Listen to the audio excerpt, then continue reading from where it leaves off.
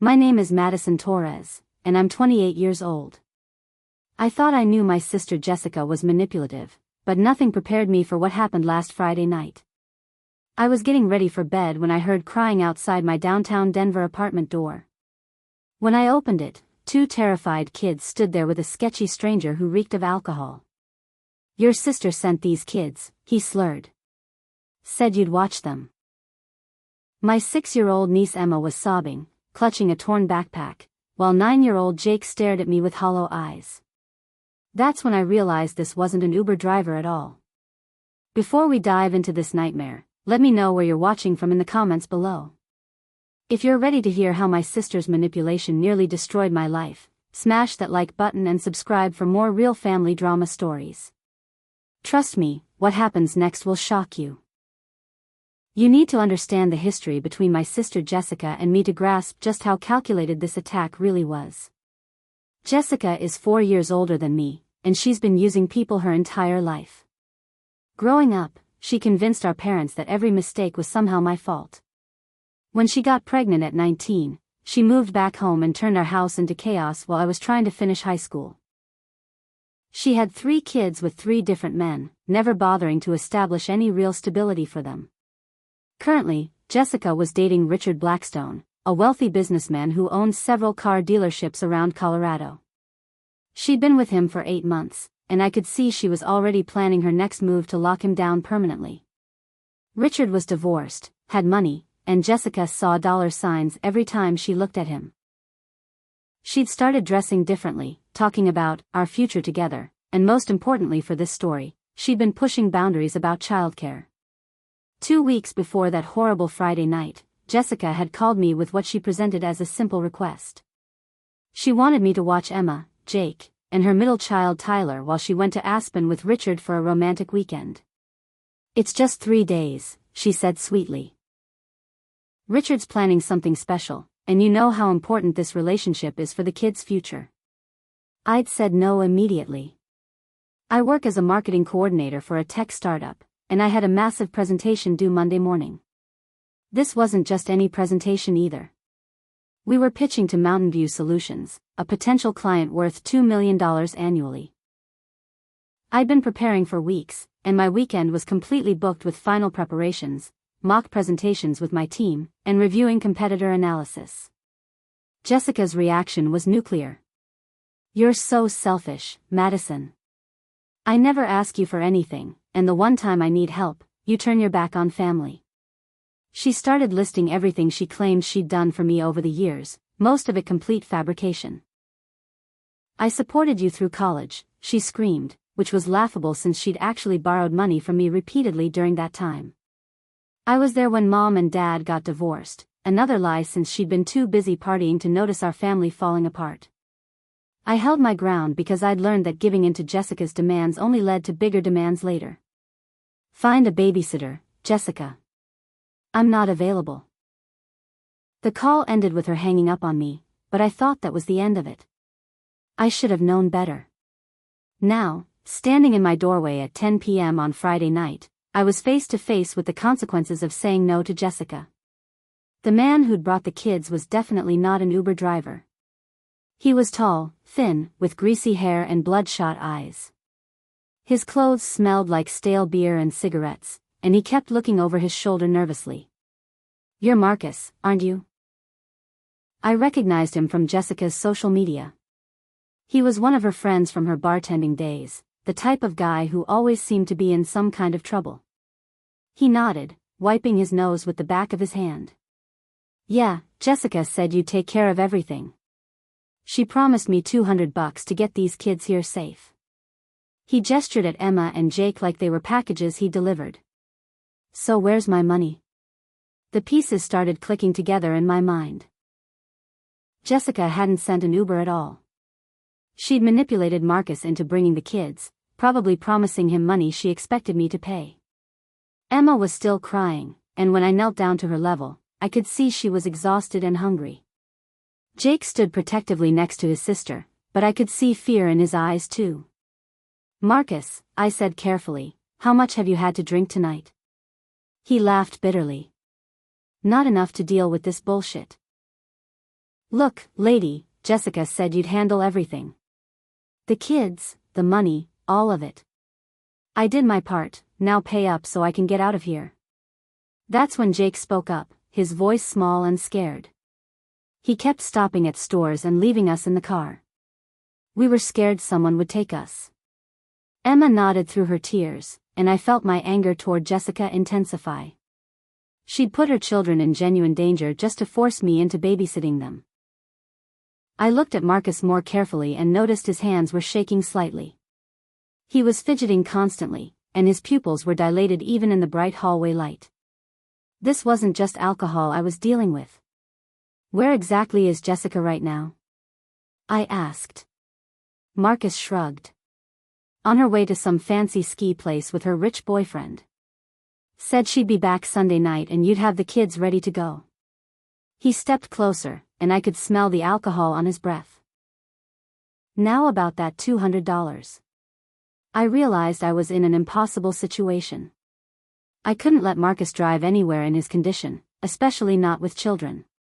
But I also couldn't just hand over money to enable Jessica's manipulation. The kids were innocent victims in all of this, and they were already traumatized. Did Jessica give you any paperwork? Medical information? Emergency contacts? I asked, though I already suspected the answer. Marcus laughed again. Lady, she handed me these kids and an address. That's it. Now pay me so I can get going. I got places to be. Emma tugged on my pajama top. Aunt Madison, I'm hungry. Mommy didn't give us dinner, and the mean man wouldn't stop for food. Her little voice broke my heart, but it also made me realize just how deep Jessica's betrayal really went. I made the only decision I could live with. I went to my emergency fund and pulled out $200, hating every second of it but knowing I had to get Marcus away from the kids. As I handed him the money, he grinned like he'd won some kind of victory. Pleasure doing business with you, he said, tucking the bills into his pocket. Jessica said you were good for it. He turned to leave, then looked back. Oh, and she said if you got upset about any of this, to remind you that family helps family. With that, he walked away, leaving me standing in my doorway with two traumatized children and the growing realization that Jessica had planned this entire scenario to perfection. As soon as I got the kids inside my apartment, I tried calling Jessica. Her phone went straight to voicemail, which meant she'd either turned it off or was deliberately ignoring me. I tried 3 more times, and on the 4th attempt, I discovered she'd actually blocked my number. The calculating nature of this manipulation was becoming clearer with every passing minute. Emma immediately curled up on my couch, still sniffling, while Jake stood near the door like he was ready to run. I realized these children had been through something traumatic, and my anger at Jessica was probably scaring them more. Are you guys hungry? I asked gently. Both kids nodded eagerly. I checked my kitchen and realized I had absolutely nothing child-appropriate. My refrigerator contained leftover Thai food, some Greek yogurt, and a bottle of wine. My pantry was equally useless for kids: protein bars, instant coffee, and some crackers. While I was figuring out food, Jake started talking. Mommy said you have lots of money and no kids, so you should help more. He said it matter-of-factly, like he was repeating something he'd heard multiple times. She said you're selfish because you live alone in a nice place and don't share with family.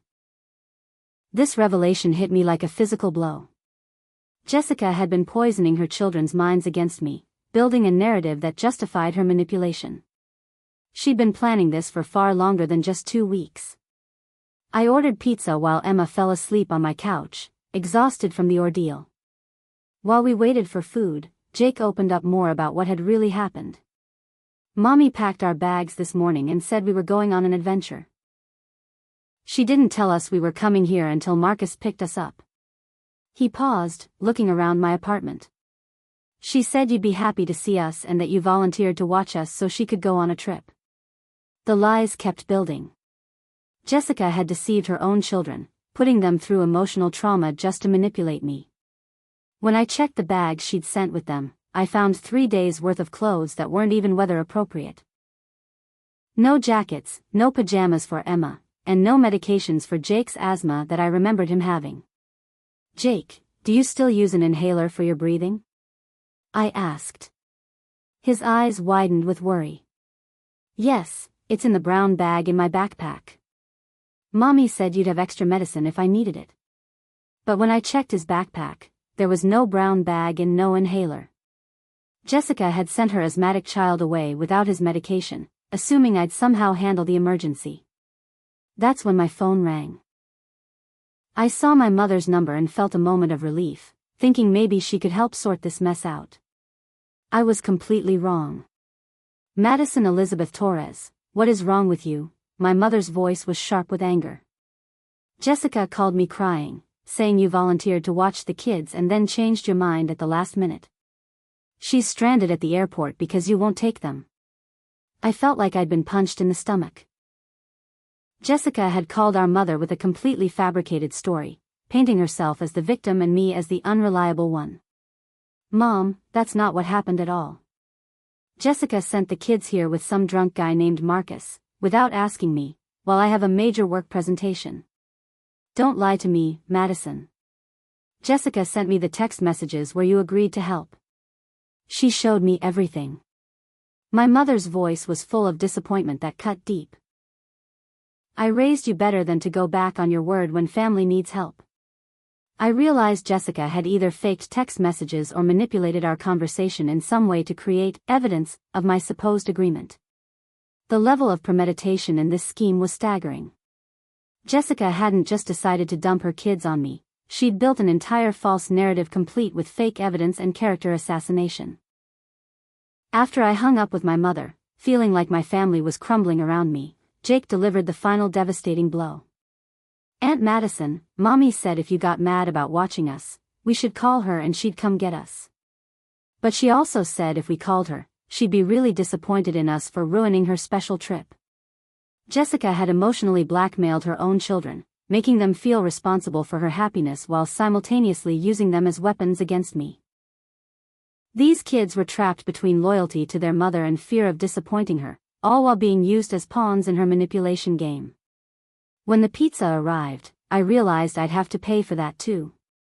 Marcus had mentioned Jessica saying I'd handle everything, and I was starting to understand that meant financially as well as practically. I was supposed to absorb the cost of food, entertainment, and anything else the kids needed, while Jessica enjoyed her romantic getaway. As I watched Emma and Jake eat their first meal of the day at nearly midnight, I felt the full weight of Jessica's manipulation settling on me. She'd orchestrated every detail, the timing to maximize my stress about Monday's presentation, using Marcus to create additional pressure and danger, manipulating our mother to isolate me from family support, and emotionally blackmailing her own children to ensure I couldn't send them back without feeling guilty. But the worst part was still coming. As I was getting the kids settled for the night, my work phone rang. It was my boss, David Shen, calling about Monday's presentation. "Madison, I just got off the phone with the client. They've moved our Monday meeting to a Sunday afternoon conference call. I need you available tomorrow from 2 to 6 p.m. for final prep and the actual presentation." His voice was stressed, and I could hear the importance of this client in his tone. "This is the biggest pitch we've done this year. I'm counting on you to be completely focused and prepared." I looked at Emma sleeping on my couch and Jake setting up blankets on my floor, and realized Jessica had successfully put me in an impossible position. I couldn't abandon these traumatized children, but I also couldn't miss the most important presentation of my career. Jessica had calculated this perfectly, knowing I'd be forced to choose between my professional responsibilities and the children's safety. That night, as I lay awake on my bedroom floor while the kids slept in my bed, I started to understand that this wasn't just about one weekend of babysitting. Jessica had declared war on my life, and she was fighting with weapons I'd never even considered using: lies, manipulation, emotional blackmail, and the welfare of innocent children. The battle was just beginning, and I was already losing. Saturday morning brought revelations that made me realize Jessica's manipulation went far deeper than I'd imagined. While the kids ate cereal I'd had to run out and buy at 7 a.m., I decided to check on something that had been bothering me all night. I logged into my online banking to make sure Marcus's unexpected $200 payment hadn't overdrafted my account. What I found there made my blood run cold. There were 3 unauthorized transactions from the past week. A $50 withdrawal from an ATM I'd never used, a $75 charge at a children's clothing store I'd never visited, and a $120 payment to something called Sunshine Daycare Center. Someone had been using my debit card, and I was pretty sure I knew who. I called my bank's fraud line while Jake and Emma watched cartoons.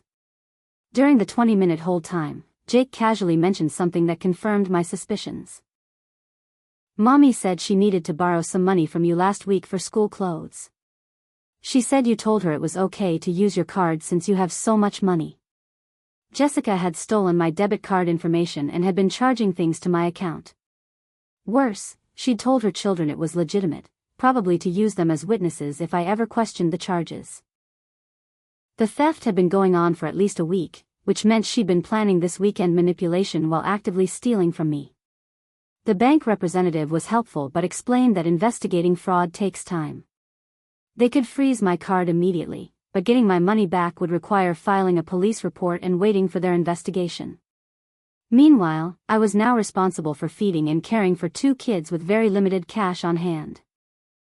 As if the financial crisis wasn't enough, Emma started complaining that her throat felt scratchy around 9 a.m. By 10 a.m., she was having trouble breathing and her face was getting red and blotchy. I realized she was having an allergic reaction to something in my apartment. "Emma, sweetie, are you allergic to anything?" I asked, trying to stay calm while she wheezed. "Cats," Jake answered for her. "She's really allergic to cats. Mommy always makes sure there's no cats around." He looked around my apartment with growing alarm. "Do you have a cat, Aunt Madison?" "I don't have a cat, but my upstairs neighbor does, and my apartment probably carries enough dander to trigger a sensitive child." What made this worse was that Jessica knew about Emma's cat allergy. She'd mentioned it at family gatherings before. Sending Emma to my apartment was like sending a child with a peanut allergy to a peanut farm. Emma's breathing was getting more labored, and I realized I had to take her to the emergency room. I grabbed the kids and my purse and drove to Denver General, all while trying to figure out how I'd handle the medical paperwork when I wasn't Emma's guardian and had no medical information about her. The ER was busy, and we waited for 2 hours while Emma's condition slowly improved with antihistamine they gave her. During that wait, a kind nurse named Patricia started asking routine questions that I couldn't answer. Emergency contacts? I didn't know any besides Jessica, who was unreachable. Medical history? No idea. Insurance information? I assumed Jessica had some, but I had no details. "Are you the children's guardian?" Patricia asked gently. "I'm their aunt. Their mother left them with me for the weekend but didn't provide any medical information." I felt like such an inadequate caregiver, and I could see concern growing in Patricia's eyes. "That's unusual for a planned childcare arrangement," she said carefully. "Most parents provide detailed instructions for medical emergencies." She paused, glancing at the kids. "Has this type of situation happened before?" Jake answered before I could. "Mommy drops us off places sometimes. Usually with Grandma Rose or Uncle Tommy. But they usually know we're coming." His innocent response painted a picture of a mother who regularly abandoned her children with minimal notice or preparation. The ER visit cost me $400 up front since I couldn't provide insurance information, money I didn't really have after Marcus had already taken my emergency fund. But worse than the financial hit was the growing realization that Jessica had sent her daughter into a situation she knew would trigger a medical emergency. When we finally got back to my apartment around 2 p.m., I had less than 20 minutes before my crucial work conference call. Emma was feeling better but was exhausted and cranky. Jake was hungry again, and I had no food appropriate for lunch. My presentation materials were spread across my dining room table, but I hadn't had time to do final preparation. Then my phone rang with the conference call, and I discovered the true scope of Jessica's sabotage. As I was trying to present our marketing strategy to Mountain View Solutions, Emma started crying loudly in the background. I had to mute myself repeatedly, but the client could clearly hear children in distress. "Madison, are you babysitting during our presentation?" David's voice was tight with embarrassment. "I'm sorry, there was a family emergency," I whispered, trying to comfort Emma while staying professional. During a crucial part of my presentation about target demographics, Jake accidentally knocked over a glass of water that splashed across my laptop keyboard. The computer started malfunctioning, and I lost half of my presentation slides right in front of the client. The call ended with the client saying they needed to reevaluate their options, and would get back to us next week. David's expression when the video call ended told me everything I needed to know about my professional future. "Madison, this was unacceptable. This client represents $2 million in annual revenue, and your presentation was completely unprofessional." David rubbed his forehead like he was getting a headache. "I need you to come in Monday morning to discuss your performance and commitment to this company." As I hung up, I realized Jessica had successfully sabotaged the most important presentation of my career.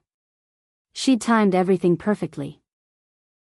Stealing my money to create financial stress, sending allergic children to trigger medical emergencies, and ensuring I'd be completely unprepared for the crucial client meeting. That evening, as I was trying to figure out how to afford groceries for Sunday, I discovered the final piece of Jessica's weekend manipulation. She'd posted a series of Instagram stories from her luxury Aspen resort, showing herself in a spa, at expensive restaurants, and shopping at high-end boutiques. Each story was tagged with location markers and timestamps, proving she'd been living in luxury while her children dealt with medical emergencies and her sister's life fell apart. But the most damaging story was a video she'd posted of herself at dinner with Richard, where she said, "So grateful for family who step up when needed. My amazing sister Madison volunteered to watch the kids so Richard and I could have this special time together. Family is everything." She'd used my name and portrayed this entire nightmare as my willing participation in her romantic weekend. The comments were full of praise for Jessica's wonderful family support and admiration for my generous spirit. She'd managed to take credit for having a supportive family while painting me as a willing participant in my own destruction. Even worse, she'd created a public narrative that would make it look like I was being vindictive if I ever tried to tell people the truth about what really happened. As I tucked Emma and Jake into my bed for the second night, Jake looked up at me with worried eyes. "Aunt Madison, are you mad at us? Mommy said if you got upset, it meant you didn't really love us." That's when I realized Jessica's manipulation wasn't just destroying my life, it was psychologically damaging her own children. She was teaching them that love was conditional and transactional, that relationships were about manipulation and guilt, and that they were responsible for adult emotions and decisions. The kids were victims in this too, and that knowledge broke my heart while stealing my resolve to fight back. Sunday morning brought a phone call that changed everything I thought I knew about Jessica's manipulation tactics. Sarah Chen from Denver General called to check on Emma's recovery, but her real purpose became clear quickly. "Ms. Torres, I hope you don't mind me calling directly, but Emma's case yesterday raised some concerns for our medical team." Dr. Chen's voice was professional but warm. "We see Emma and her siblings fairly regularly in our emergency department." My stomach dropped. "How regularly?" "In the past 8 months, Emma has been brought to our ER 6 times, Jake 4 times, and Tyler 3 times. Usually for accidents or mysterious symptoms that resolve quickly." Dr. Chen paused. "Yesterday was the first time someone brought them in who seemed genuinely surprised by Emma's medical needs." The implication was staggering. Jessica had been using her children's medical emergencies as manipulation tools for months. "Dr. Chen, what kind of accidents are we talking about?" "Nothing that would typically trigger a child welfare investigation individually, but together they paint a concerning pattern. Emma had a severe stomach ache that disappeared after 2 hours. Jake came in with a bump on his head from falling downstairs. Tyler had what appeared to be food poisoning that cleared up without treatment." Dr. Chen's voice carried the weight of professional concern. "The pattern suggests someone who understands exactly how to use medical emergencies for sympathy without crossing lines that would trigger mandatory reporting." I felt sick. Jessica wasn't just manipulating me, she was systematically using her children's welfare as a manipulation tool with multiple people. Doctor, there's something else you should know. Jessica left the kids with me without providing any medical information. No emergency contacts, no insurance details, no mention of Emma's allergies. That's exactly what concerns us. Most loving parents provide detailed medical information when leaving children with caregivers. The omission seems deliberate. Dr. Chen paused. Ms. Torres, I have to ask, has Jessica ever used her children's medical needs to manipulate your family before? As I thought about it, memories started surfacing. Christmas 3 years ago when Jessica called crying because Tyler had a fever and she couldn't afford medicine, so our mother sent her $500. Last summer when Jake twisted his ankle right before Jessica needed rent money. Emma's mysterious stomach problems that always seemed to coincide with Jessica wanting something from family members. Dr. Chen, is there anything official I can do about this? Document everything. Take photos of the children's condition when they're with you. Keep records of what medical information you were or weren't provided. Her voice became more urgent. And Ms. Torres, please be very careful. Parents who use their children's medical needs for manipulation can escalate to more dangerous behaviors when their tactics stop working. After I hung up, I decided to investigate Jessica's recent financial activities more thoroughly. I called our local bank where Jessica and I had grown up with accounts, hoping to speak with someone who might remember our family. The assistant manager, Mrs. Rodriguez, had indeed known our family for years.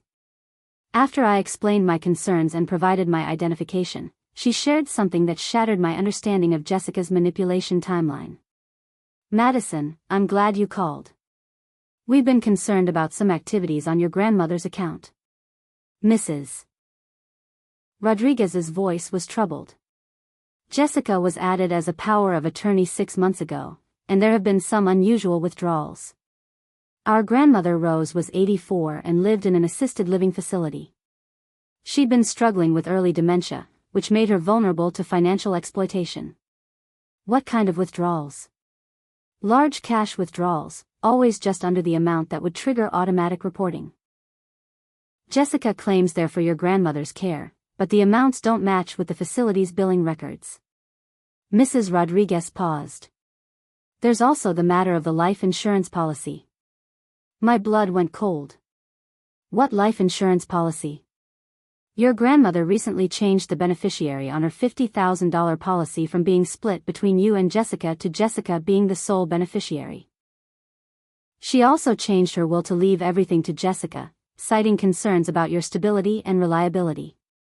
I nearly dropped the phone. Jessica had been systematically isolating me from family financial resources while stealing from our elderly grandmother. Mrs. Rodriguez, my grandmother has dementia. How is she able to make these kinds of financial decisions? That's exactly what concerns us. Jessica brought her in for these changes, and your grandmother seemed confused but kept saying Jessica needed help because you'd become unreliable and selfish. Mrs. Rodriguez's voice carried obvious suspicion. The changes were technically legal, but the circumstances were unusual. I realized Jessica had been building a long-term strategy to isolate me from family support while positioning herself as the responsible, caring daughter. She'd been poisoning our grandmother's mind against me just like she'd done with our mother. But the revelation that truly knocked me over came from an unexpected source. Richard Blackstone himself called my apartment Sunday afternoon. Madison, this is Richard. Jessica's been telling me about your family situation, and I wanted to discuss some concerns. I was immediately suspicious. Why would Jessica's boyfriend call me directly? What kind of concerns, Richard? Well, Jessica's told me about your struggles with responsibility and how you've been unreliable with family obligations. She's worried about your influence on the children. His voice carried an odd mixture of concern and threat. She's also mentioned some financial irregularities that have been affecting the family. I felt like I was living in an alternate reality. Jessica had turned everything upside down, painting me as the irresponsible one while she was actively stealing from family members and endangering her children. Richard, what exactly has Jessica told you about this weekend? That you volunteered to watch the kids and then became upset about the arrangement, making it difficult for everyone involved. She's concerned that your instability is affecting the children's well-being. Richard's tone became more pointed. She's also mentioned that you work for Pinnacle Marketing, and she's concerned that your personal problems might be affecting your professional performance. The threat was clear but subtle. Richard somehow knew my employer, and Jessica had positioned things so that any attempt by me to defend myself would look like professional instability. If I started making accusations against Jessica, Richard could easily frame it as evidence of my supposed unreliability. Richard, I think you should talk to Jessica about providing the complete story of this weekend's events, I said carefully. Oh, I plan to. In fact, I've already spoken with some colleagues who know people at Pinnacle Marketing. I wanted to make sure Jessica's concerns about your professional reliability were unfounded. The threat was becoming more explicit. Family dysfunction can really impact workplace performance, and I'd hate to see that happen to you. After Richard hung up, I realized Jessica had built an entire network of manipulation around me. She'd turned our mother against me with false stories and fake evidence. She'd stolen money from our grandmother while poisoning her mind against me. She'd positioned herself as the victim in our relationship while portraying me as unreliable and selfish. And now she'd brought her wealthy boyfriend into the scheme, using his business connections to threaten my career. The final piece of the puzzle came from Jake himself. Sunday evening, while Emma was taking a bath, he sat beside me on the couch and said something that revealed the true scope of Jessica's manipulation. "Aunt Madison, Mommy practices what to say about you." He said it so casually that I almost missed the significance. "What do you mean, Jake?" "She talks to herself in the mirror about how you're selfish and don't help family. She practices crying and being sad when she talks about you." Jake picked at his shoelaces while he talked. "She told Tyler to remember to say you don't love us when people ask about family." Jessica had been coaching her children to support her false narrative about me. She'd been practicing her victim act and training her kids to be witnesses to my supposed failings. This wasn't spontaneous manipulation. It was a calculated, long-term campaign to destroy my reputation while elevating herself as the martyred single mother with an unsupportive family. As Sunday night approached and I waited for Jessica's return, I understood that I wasn't just dealing with a selfish sister who wanted free babysitting. I was facing someone who had constructed an elaborate scheme to financially, professionally, and socially destroy me while positioning herself as the victim. The kids were about to be returned to her, and I'd be left to deal with the wreckage of my life while she continued her manipulation from a position of strength. But I was also starting to realize that Jessica's very success in manipulating so many people might become her weakness. She'd left evidence everywhere because she'd been so confident in her ability to control the narrative. The question was whether I could gather that evidence fast enough to expose her before she destroyed me completely. Sunday evening, Jessica returned from Aspen in a brand new Mercedes that I was pretty sure Richard had bought for her. She walked into my apartment like a queen entering her palace, completely ignoring the exhausted children and the chaos of the weekend. "Thank you so much for helping with the kids," she said in a voice loud enough for the hallway neighbors to hear. "I hope they weren't too much trouble." Her performance was flawless, portraying herself as a grateful sister and me as a willing babysitter. But her demeanor changed the moment my door closed. "Why did you take Emma to the emergency room without calling me first?" Her voice was sharp with accusation. I stared at her in disbelief. "She was having an allergic reaction to cats, Jessica. You know she's allergic to cats, and you sent her to an apartment building full of them without her medication. That's not my fault. You should have made sure your apartment was safe for children." Jessica crossed her arms defensively. "And now I suppose you want me to pay for the ER bill?" This is exactly the kind of drama I was trying to avoid by going away for the weekend. The audacity was breathtaking. She'd created the crisis and was now blaming me for its consequences. "Jessica, you sent your children with a drunk stranger to my apartment without asking permission, without providing medical information, and without any way to contact you in an emergency. Marcus isn't a stranger, he's my friend. And you're being dramatic about everything as usual." Jessica started gathering the kids' things with sharp, angry movements. "Emma, Jake, Get your stuff. We're leaving. But Emma clung to my leg, and Jake hesitated near the couch. The kids had been traumatized by the weekend, and they didn't want to go back to the chaos of life with Jessica. "Mommy, can we stay a little longer?" Emma asked in a small voice. Jessica's face darkened. "No, we cannot stay longer. Aunt Madison is busy with her important job, and she doesn't really want us here anyway." She looked directly at me while addressing Emma. "Some people think money and career are more important than family." I watched Jessica manipulate her children in real time, using them as weapons while making them feel unwanted and burdensome. "Jessica, that's not fair too." "Don't tell me what's fair, Madison. I've been taking care of these kids by myself while you live in your nice apartment and focus on your career." Jessica's voice rose to near shouting. "The least you can do is help occasionally without making it into a huge production." That's when I made my first strategic decision, and what I was beginning to understand was going to be a war. Instead of arguing back, I pulled out my phone and started recording. "Jessica, can you explain to me why you sent the kids with Marcus instead of asking me directly if I could babysit?" "I did ask you," she snapped, then seemed to realize she was being recorded. "Stop filming me in your apartment. Actually, you asked me to babysit and I said no. Then you sent them anyway with a drunk driver who demanded money from me." I kept the phone steady, documenting her reaction. "Why didn't you provide any medical information for Emma's allergies?" "You're being ridiculous. I don't have to justify my parenting decisions to you." Jessica grabbed Jake's hand roughly. "Kids, let's go. Your aunt is being mean to Mommy again." But Jake pulled away from her. "Mommy, why didn't you tell Aunt Madison about Emma's cat medicine?"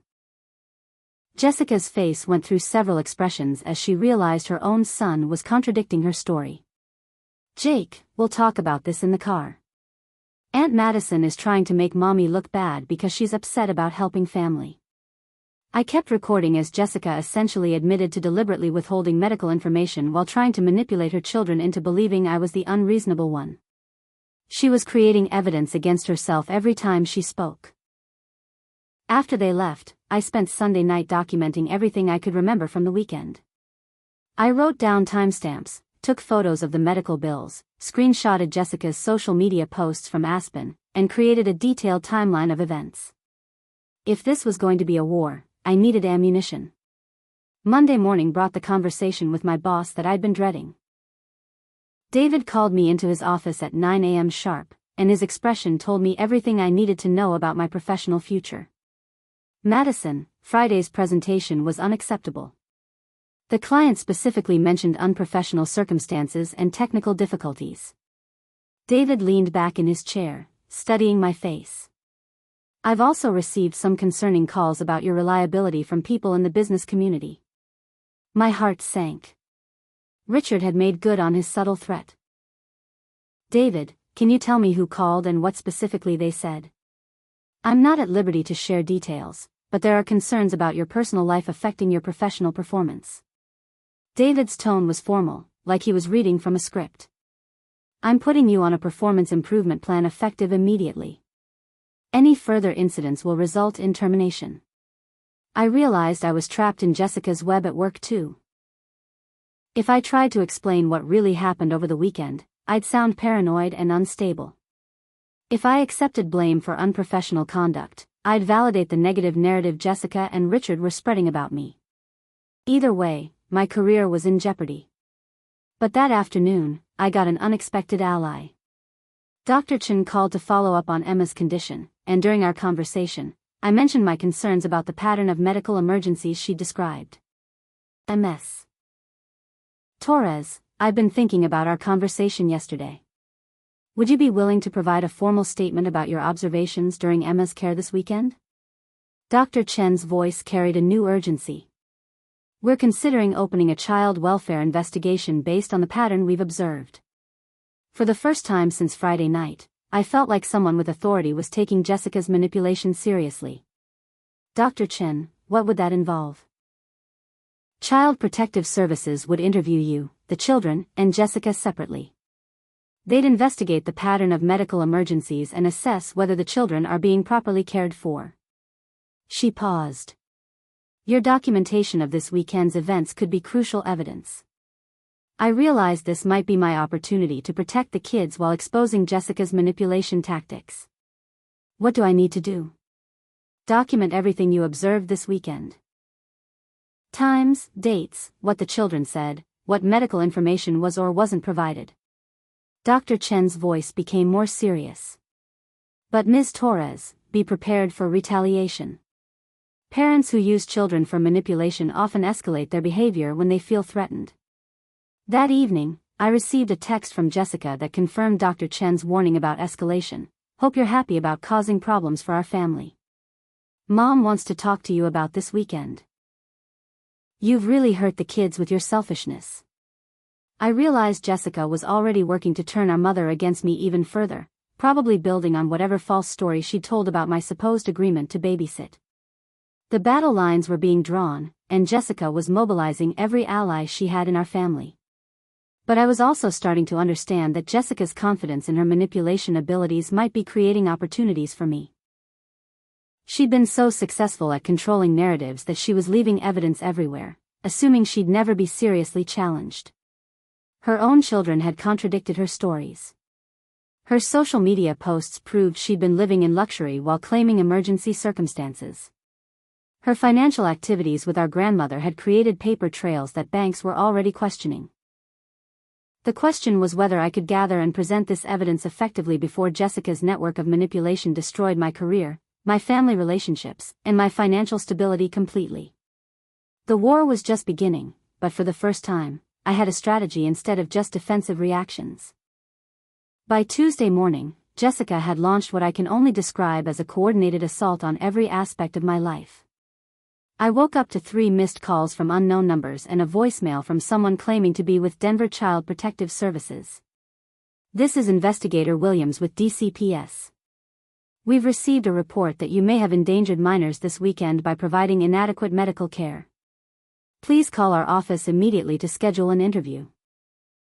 My hands were shaking as I returned the call, only to discover that no Investigator Williams worked for Denver Child Protective Services. Someone had impersonated a government official to terrorize me, and I was pretty sure I knew who was behind it. But the fake CPS call was just the beginning.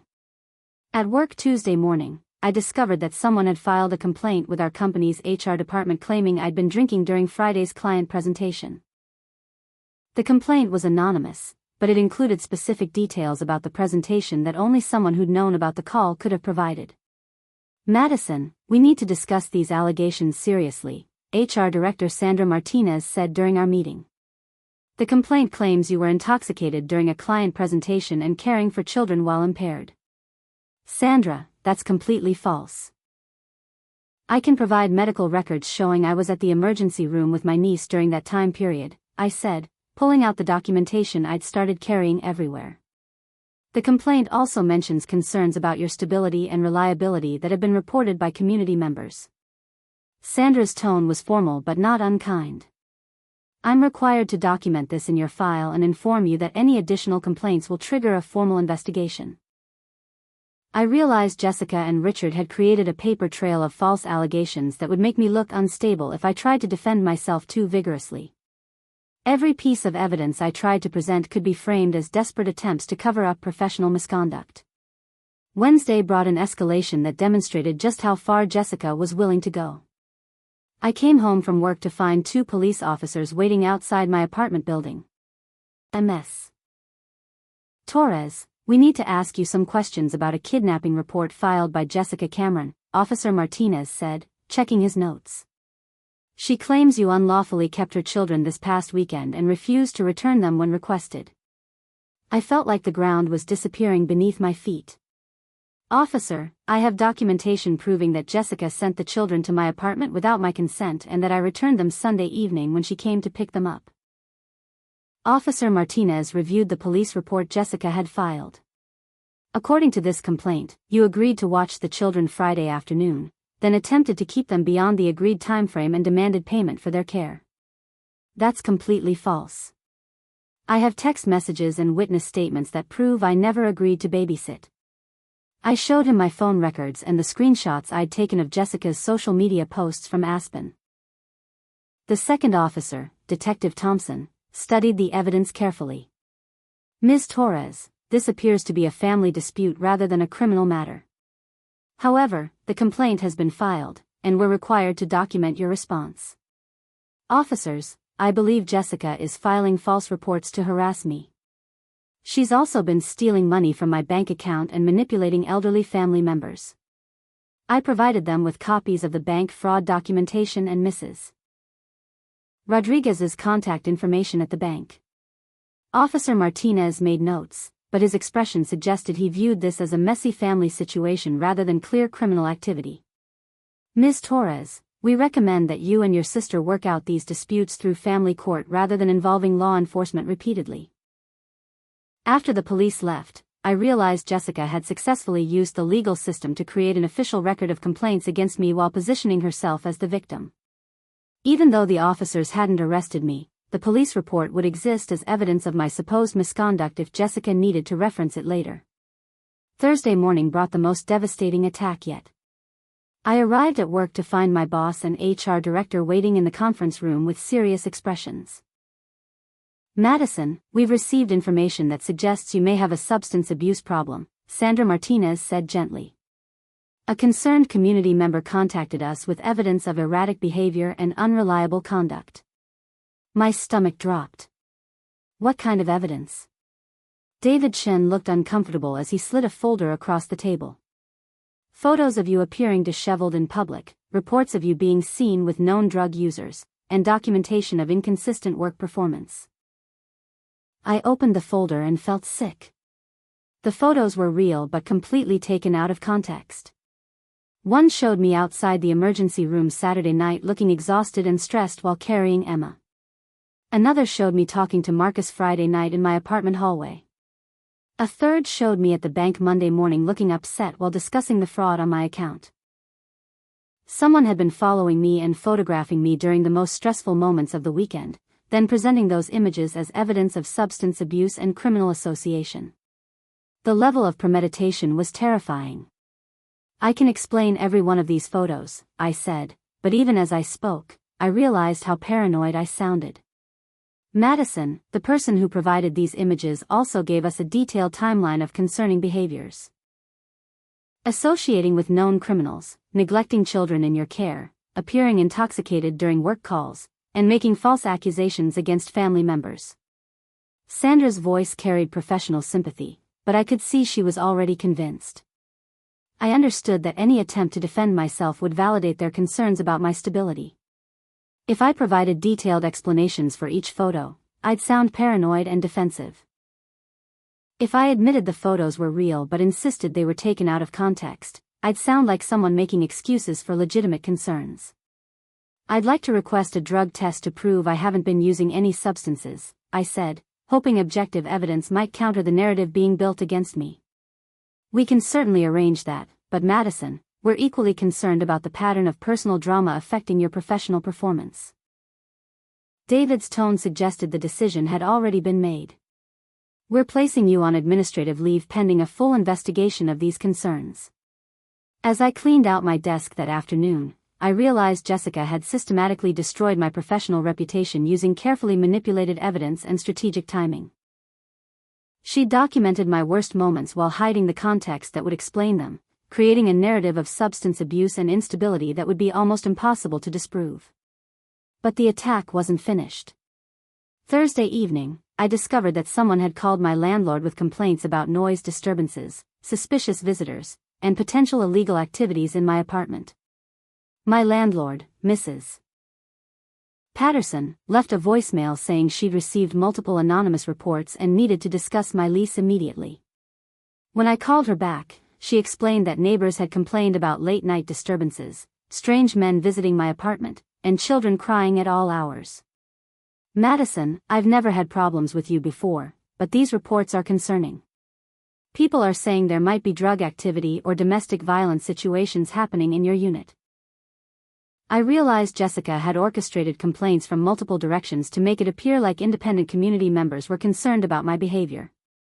She'd probably had Marcus make noise complaints, had Richard's connections file professional concerns, and had enlisted other friends to create the impression of widespread community worry about my conduct. Mrs. Patterson, these complaints are part of a harassment campaign by my sister. I can provide documentation of the false police reports and workplace allegations she's made, I said. Madison, I don't want to get involved in family disputes, but I have to protect my other tenants. If these disturbances continue, I'll have to consider eviction proceedings. That night, as I sat in my apartment surrounded by evidence of Jessica's systematic attack, I realized she'd successfully isolated me from professional support, legal protection, family sympathy, and now housing security. Every institution I'd tried to turn to for help had been contaminated by her false reports and manipulated evidence. But I was also starting to see patterns in her attacks that revealed weaknesses in her strategy. She was relying on anonymous reports and third-hand information because direct confrontation would expose her lies. She was manipulating multiple systems simultaneously, which meant she was creating lots of evidence of her own misconduct. And most importantly, she was escalating her attacks in response to my attempts to document her behavior, which suggested she was worried about exposure. The question was whether I could survive her assault long enough to gather the evidence I needed to expose her manipulation network before she destroyed my life completely. Friday morning, I woke up to an eviction notice taped to my apartment door. Despite my landlord's assurance that we discussed the complaints, she'd moved directly to legal action. The notice gave me 30 days to vacate the premises due to violations of lease terms including noise disturbances, unauthorized guests, and activities detrimental to community safety. I was sitting on my couch reading the eviction paperwork when someone knocked loudly on my door.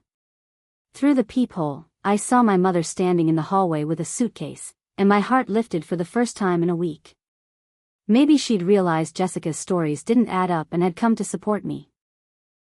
I opened the door, and Mom immediately pulled me into a hug. Madison, honey, I came as soon as I could arrange time off work. Jessica told me about everything that's been happening, and I'm so worried about you. My relief lasted about 30 seconds before I realized Mom was here because Jessica had convinced her I was having some kind of breakdown. We sat at my kitchen table while Mom looked around my apartment with concerned eyes, clearly searching for evidence of the problems Jessica had described. Madison, Jessica showed me the police reports and the problems at work. She's worried you might be struggling with depression or substance abuse. Mom's voice carried the gentle tone people use with someone who's mentally fragile. She said you've been making accusations against her and acting paranoid about family members. I felt like I was falling into a hole that kept getting deeper. Mom, did Jessica show you any actual evidence of these problems? Or just her claims about what's happening? She showed me photos of you looking disheveled and upset. She played me voicemail messages where you sounded angry and irrational. Mom reached across the table and took my hand. Honey, I'm not judging you. Addiction and mental health problems run in families, and with all the stress you've been under at work. What voicemail messages? I interrupted. I haven't left any angry voicemails for Jessica. Mom looked confused. She played me several messages where you were shouting about money and making threats about the children. They were very concerning.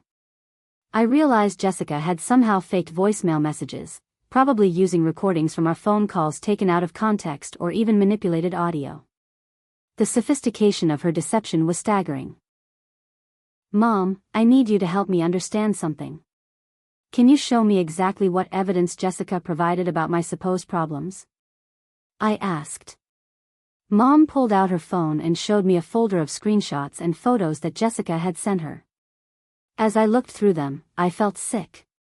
Jessica had compiled an entire false dossier documenting my supposed decline.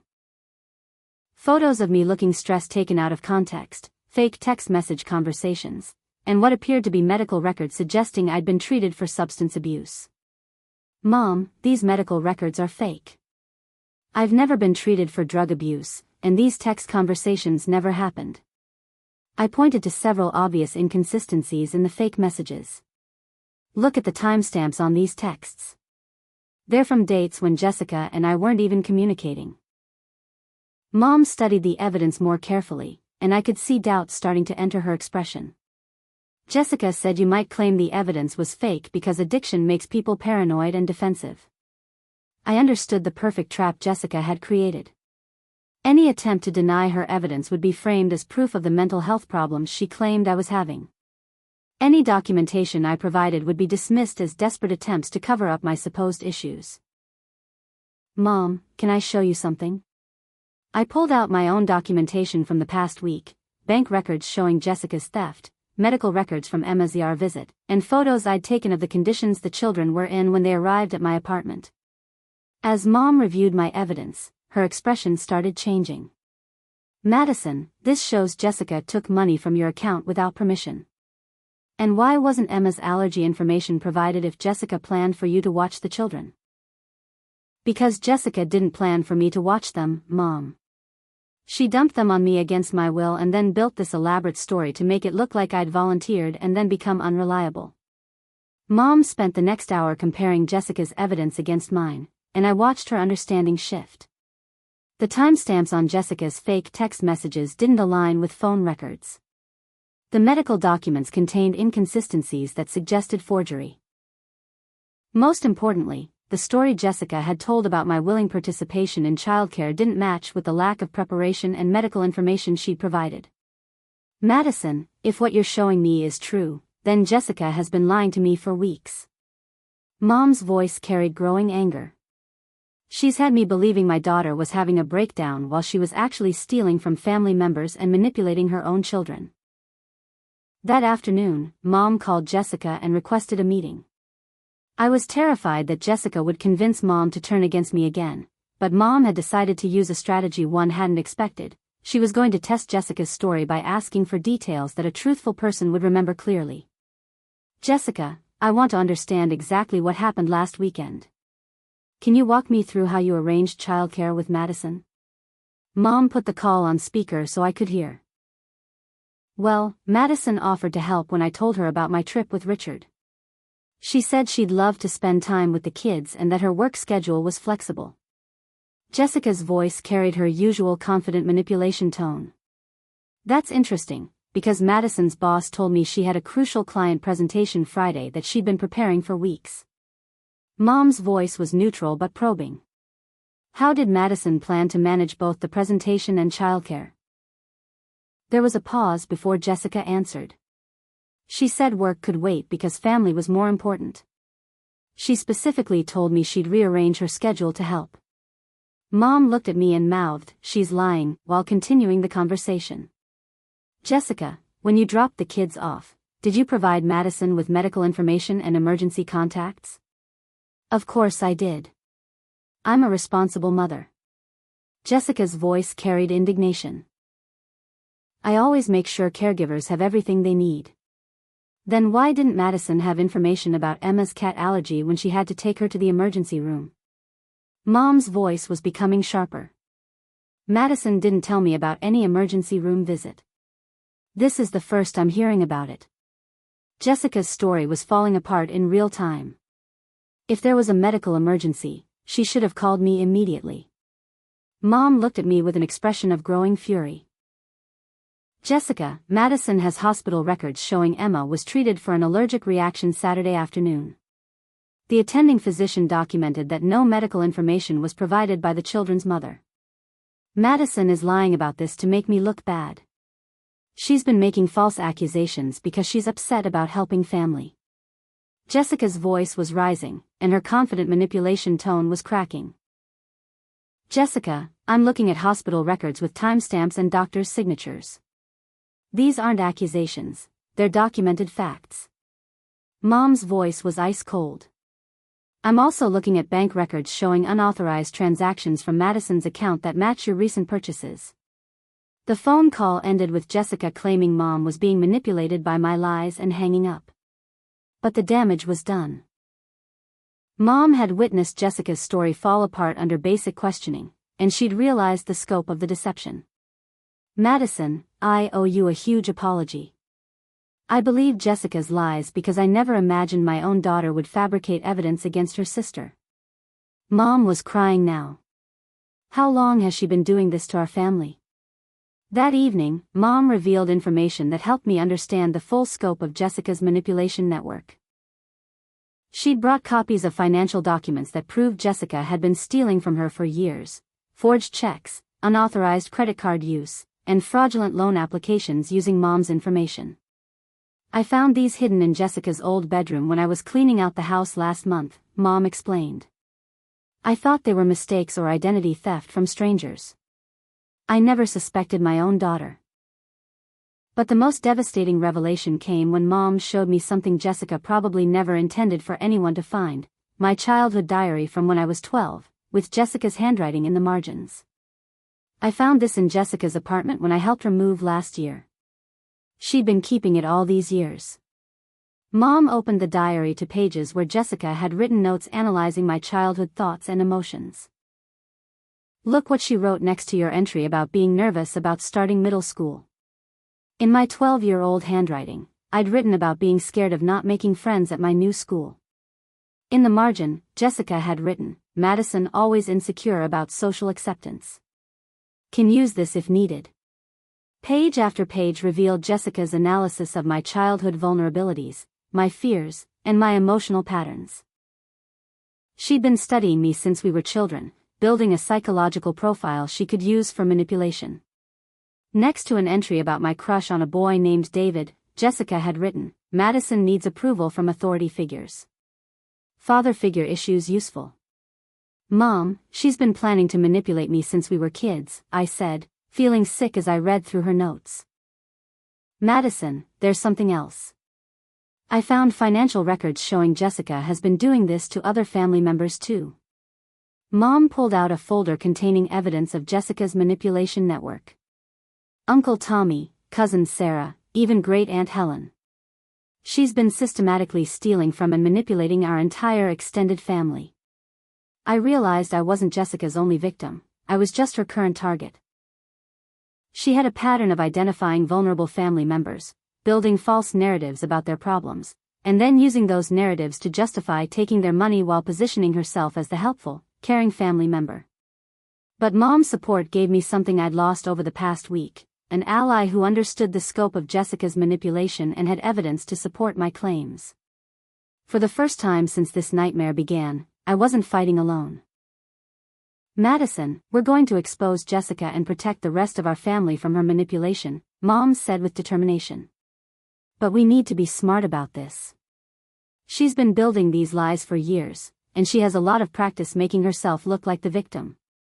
That night, as I fell asleep in my own bed with my mother's support for the first time in a week, I realized the war wasn't over, but the battlefield had changed. Jessica's manipulation network was about to face its first real challenge from people who understood her tactics and had evidence to counter her lies. Saturday morning, Mom and I developed a systematic plan to expose Jessica's manipulation network and protect our family from further harm.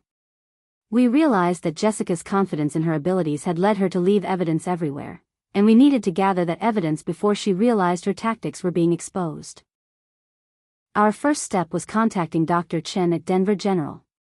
When I explained that we now had multiple family members ready to provide statements about Jessica's pattern of using medical emergencies for manipulation, Dr. Chen's response was immediate and decisive.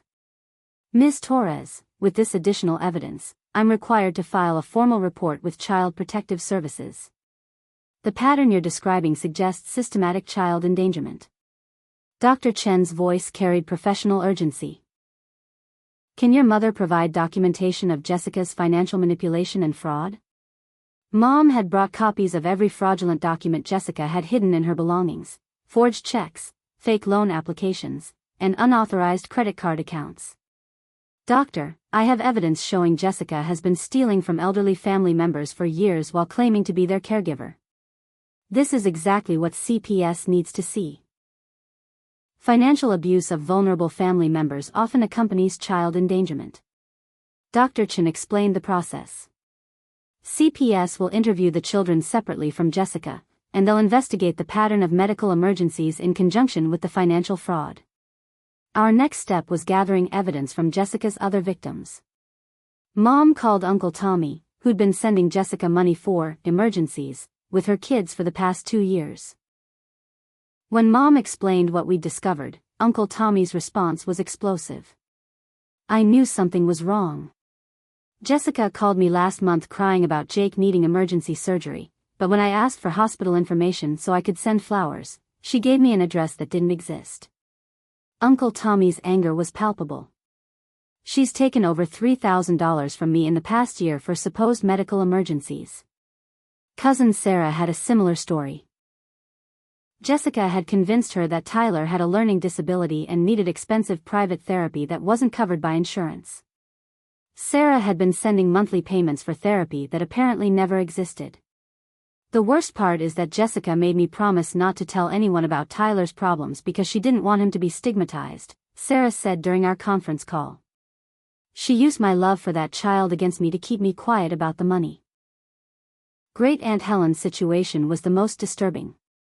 At 87, Helen lived in assisted living and had been giving Jessica access to her accounts to help manage finances.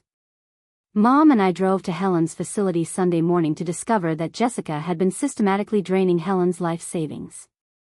Jessica told me Madison was having drug problems and needed money for rehabilitation, Helen explained with tears in her eyes. She said the family was keeping it secret to protect Madison's job, but that I could help by providing money for treatment.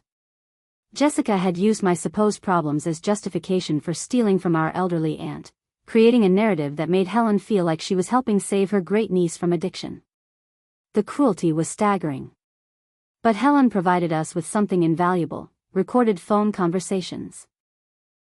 I'd been recording calls since my memory started getting fuzzy, just to help me remember important conversations, Helen explained. I have recordings of Jessica asking for money and explaining about Madison's supposed problems. When we listened to the recordings, we heard Jessica in her own voice creating elaborate false stories about my drug abuse, my financial irresponsibility, and my need for family intervention. She'd built an entire fictional narrative about my life to justify stealing from a vulnerable elderly relative. Monday morning, Mom and I took our compiled evidence to the police detective who'd been assigned to investigate the bank fraud. Detective Williams reviewed our documentation with growing amazement. This is the most sophisticated family manipulation scheme I've seen in 15 years of financial fraud investigation, he said, studying the timeline we'd created.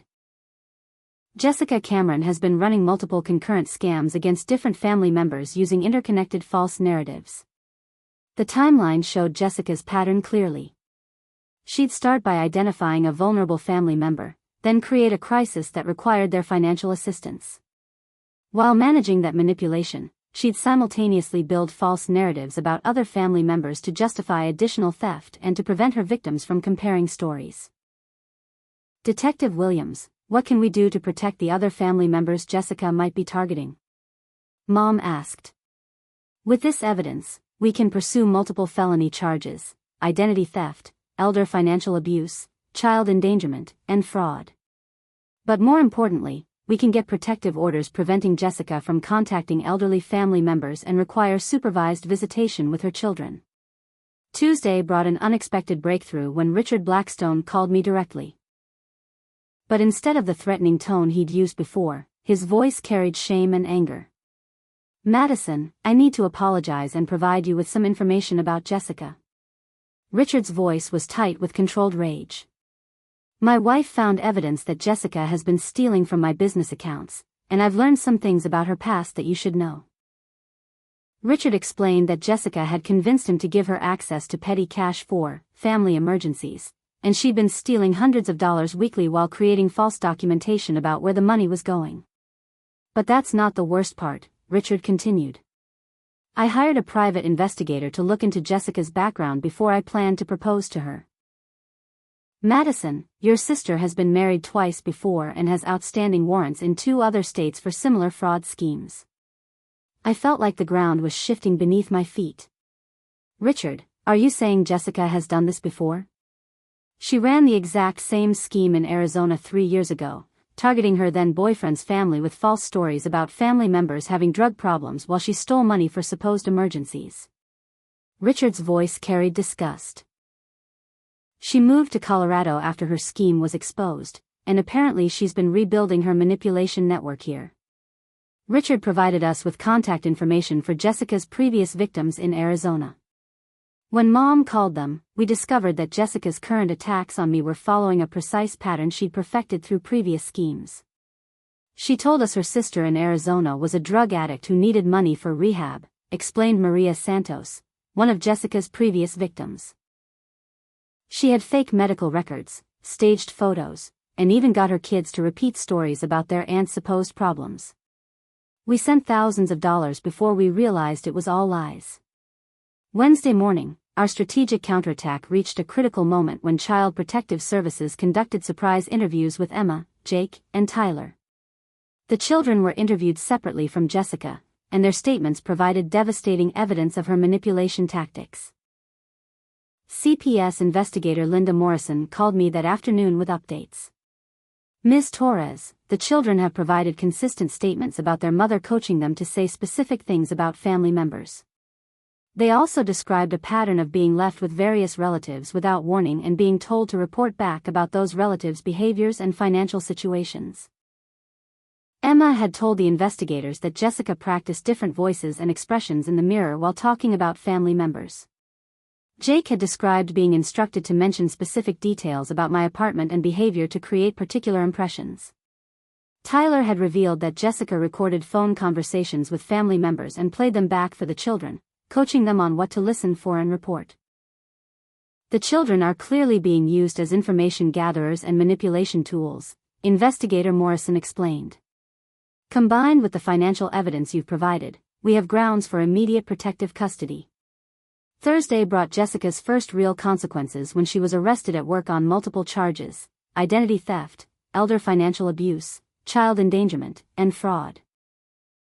The arrest was public and humiliating, exactly the type of exposure Jessica had always avoided through her manipulation tactics. But Jessica's response to being exposed was swift and vicious. From jail, she called every family member she could reach with a new story. I had fabricated evidence against her because I was mentally unstable, and Mom was enabling my delusions because of her own guilt about enabling Jessica's supposed problems. Some family members believed her new lies, at least initially. But our evidence was too comprehensive and well documented to be dismissed as fabrication. When Great Aunt Helen played Jessica's recorded voice describing my fake drug problems, even Jessica's most loyal supporters had to acknowledge the deception. Friday afternoon, Mom and I sat in the courthouse as Jessica's bail hearing provided our first glimpse of her facing consequences for her manipulation. Watching her try to convince the judge that she was the victim of a family conspiracy was both satisfying and deeply sad. The judge reviewed our evidence, recorded conversations, forged documents, medical records of endangered children, and testimony from multiple family members across different states. Jessica's manipulation tactics, so effective on individuals, crumbled under systematic legal scrutiny. MS. Cameron, the evidence suggests a pattern of systematic fraud and child endangerment spanning multiple years and states, Judge Harrison said. Given your flight risk and the scope of the alleged crimes, bail is set at $50,000 with conditions including no contact with alleged victims and supervised visitation with your children. As I watched Jessica being led away in handcuffs, I realized that her greatest weapon, her ability to manipulate individual relationships and control narratives, had finally met its match in a legal system that evaluated evidence systematically rather than responding to emotional manipulation. The war wasn't over, but for the first time in weeks, I felt like Jessica's victims were winning. 2 months later, Jessica pleaded guilty to multiple felony charges rather than face trial with the overwhelming evidence we'd gathered against her. She was sentenced to 18 months in prison, mandatory psychological evaluation, and 5 years of supervised probation. Most importantly for the children's safety, she could only have supervised visitation with Emma, Jake, and Tyler. The children were placed in temporary custody with our mother, who'd proven herself capable of providing stable care while they recovered from years of emotional manipulation. Watching them slowly learn that love didn't come with conditions and that their safety wasn't dependent on managing adult emotions was both heartbreaking and inspiring. Emma stopped having mysterious medical emergencies almost immediately after leaving Jessica's care. Jake began expressing his own opinions instead of automatically repeating things he'd been coached to say. Tyler, who'd been the quietest of the three, started talking about wanting to be a teacher because teachers help kids learn true things. The financial recovery took longer but was ultimately successful. Jessica was ordered to pay restitution to all her victims, and while we knew we'd never recover everything she'd stolen, the legal judgment meant she couldn't profit from her crimes. More importantly, we'd protected elderly family members like Great Aunt Helen from future exploitation. My professional life recovered as well, but not in the way I'd expected. When my former boss David learned the truth about the circumstances surrounding my performance problems, he offered me my old job back. Instead, I accepted a position with a nonprofit organization that helps families recover from financial manipulation and fraud. My experience with Jessica's schemes made me uniquely qualified to recognize and combat similar manipulation tactics. The new job was more fulfilling than anything I'd done in marketing. Helping other families understand how sophisticated manipulation schemes work and providing them with resources to document and expose abuse felt like turning my nightmare into something useful for others. Mom and I rebuilt our relationship on a foundation of honesty instead of the secrets and enabling behaviors that had allowed Jessica's manipulation to flourish for so long. We attended family therapy together to understand how Jessica had been able to pit us against each other so effectively, and we learned to recognize early warning signs of manipulation in our future relationships. The hardest part of recovery was accepting how long Jessica's manipulation had been affecting our family. Looking back through years of family interactions with new understanding, we could see Jessica's fingerprints on conflicts that had seemed natural at the time. She'd been orchestrating family drama for her own benefit since childhood, and undoing those patterns required conscious effort from all of us. Dr. Chen became an unexpected ally in this process, connecting us with other families who'd experienced similar manipulation schemes. Learning that we weren't unique victims of an exceptionally clever sociopath, but rather part of a recognizable pattern helped reduce the shame and self-doubt that manipulation victims often carry. The most important thing to understand, Dr. Chen explained during one of our sessions, is that Jessica's ability to deceive you speaks to her skills as a manipulator, not to any failings on your part. Sophisticated manipulation is designed to exploit normal human empathy and trust. 6 months after Jessica's arrest, I'd rebuilt most areas of my life that her attacks had damaged. My credit was restored, my professional reputation was rehabilitated, and my family relationships were healthier than they'd been in years. But the most important recovery was psychological, learning to trust my own perceptions again after having them systematically undermined. The children continued to make progress in therapy, learning to express their own needs instead of managing adult emotions. Emma's allergies were properly managed with medication and careful environmental controls. Jake's asthma was treated consistently for the first time in years. Tyler started excelling in school once he stopped worrying about reporting family conversations to his mother. One afternoon, while helping Jake with homework at Mom's house, he looked up at me and said something that perfectly captured the healing process. "Aunt Madison, it's nice that I can just be a kid now instead of being Mommy's helper with grown-up problems." 8 months after Jessica's sentencing, I received a letter from her in prison. I almost threw it away without reading it, but my therapist suggested that seeing how Jessica approached accountability might provide closure for my healing process. The letter was exactly what I expected: no genuine accountability or remorse, just more manipulation. Jessica wrote about how prison had given her time to understand how her actions had been misinterpreted by family members. She claimed that everything she'd done had been motivated by love for her children and worry about family members who needed guidance. Even facing concrete consequences for her crimes, Jessica was still trying to rewrite history and position herself as a misunderstood victim rather than a perpetrator of systematic abuse. Reading her complete inability to accept responsibility actually helped solidify my recovery, because it confirmed that her manipulation hadn't been about real problems or genuine emotions but rather about control and exploitation. A year after the nightmare weekend that started this entire ordeal, I was living in a new apartment that I'd chosen carefully for its security features and distance from Jessica's social network. The children visited regularly, and their relationship with me was finally authentic instead of being mediated through Jessica's manipulation tactics. Emma had grown into a confident 6-year-old who expressed her needs clearly instead of trying to manage adult emotions. Jake had developed interests in science and reading that he pursued without worrying about how his achievements might be used in Jessica's manipulation schemes. Tyler was excelling in 2nd grade and had made friends whose families welcomed him warmly. The most profound change was in how we communicated as a family. Instead of the careful, coded conversations that had characterized our interactions when Jessica was orchestrating family dynamics, we learned to speak directly about our feelings, needs, and concerns.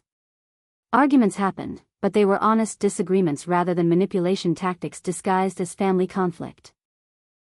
Looking back on that Friday night when Marcus delivered 2 terrified children to my doorstep, I can see how Jessica's manipulation scheme contained the seeds of its own destruction.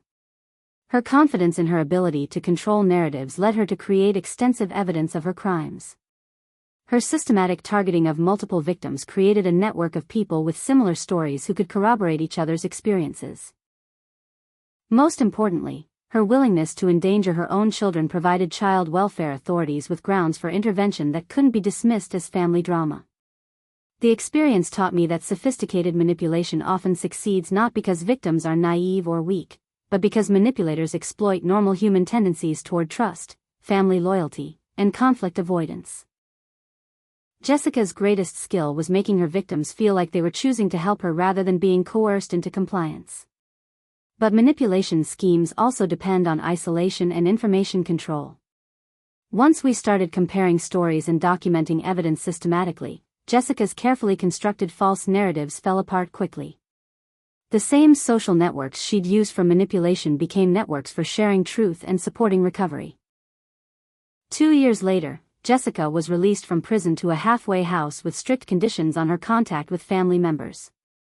She made several attempts to re-establish manipulation relationships with distant relatives who hadn't been part of our evidence-gathering process, but we'd learned to recognize her patterns and warn potential victims before she could fully establish new schemes. The children, now 9, 12, and 10, had developed into confident, honest kids who understood the difference between helping family members and being exploited by them. They maintained supervised visits with Jessica, but these interactions were monitored by professionals trained to recognize manipulation tactics and protect children from emotional abuse. My work with the nonprofit had expanded to include training programs for law enforcement and social workers about recognizing sophisticated family manipulation schemes. Jessica's case had become a textbook example of how financial fraud, child endangerment, and elder abuse often occur together in systematic manipulation networks. The most rewarding part of my new career was helping other families document and escape manipulation schemes before they reached the crisis point our family had experienced. By teaching people to recognize early warning signs and systematic evidence-gathering techniques, we could often stop manipulation schemes before they caused the devastating financial and emotional damage Jessica had inflicted on our family.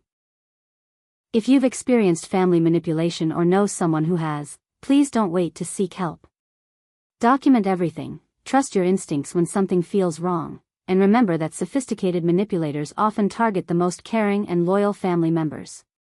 Your empathy and willingness to help family is a strength, not a weakness, even when someone exploits those qualities.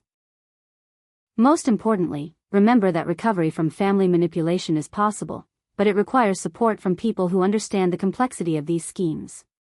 Don't try to handle systematic manipulation alone. And don't let guilt or family loyalty prevent you from protecting yourself and innocent family members from ongoing abuse. The journey from victim to survivor to advocate has been difficult but ultimately transformative. Jessica's manipulation scheme, designed to isolate and destroy me, ultimately led to stronger family relationships, meaningful work, and the knowledge that our family will never be vulnerable to systematic manipulation again. What experiences have you had with family manipulation or difficult family dynamics? Have you ever had to document concerning behavior to protect yourself or other family members? Share your thoughts and stories in the comments below. Your experiences might help other viewers who are facing similar challenges. If this story resonated with you, please hit that like button and subscribe for more real family drama stories that explore how people survive and overcome difficult family situations. Don't forget to share this video with anyone who might benefit from understanding how manipulation schemes work and how families can protect themselves from emotional and financial abuse. Thank you for watching, and remember that surviving family manipulation isn't just about protecting yourself, it's about breaking cycles of abuse that can affect multiple generations. Stay strong, trust your instincts, and never hesitate to seek help when family relationships become harmful rather than supportive.